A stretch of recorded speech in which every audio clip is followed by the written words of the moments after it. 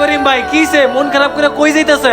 আরে ভাই আর কই না, আমার খেজুর গাছের থেকে দুষ্টু পোলা পাইন সব রস নামায় খায় বলায়। আজকে আমার কলসিটা পর্যন্ত ভাইকে বলাইছে। এই নিয়ে চেয়ারম্যান সাহেবের কাছে বিচার দিছি। চেয়ারম্যানের পোলা এইসব করে, হ্যাঁ কিছু করে না, উল্টা আমার শাসাই দিল। শুনেন এইসব চেয়ারম্যানে কই কোনো লাভ হইব না। এর থেকে ভালো আমি একটা বুদ্ধি দেই, বুদ্ধি মতো কাজ করেন, তাহলে লাভ হইব। কি বুদ্ধি ভাই? দিকে আহেন কানে কানে কই।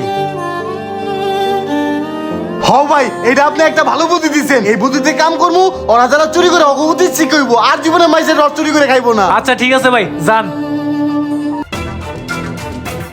ওই আশেপাশে তো খেজুর গাছের মালিক নাই, তাড়াতাড়ি নিয়ে আনতে ভাগি। ওই ব্যাগটা চালু কর, ল ল।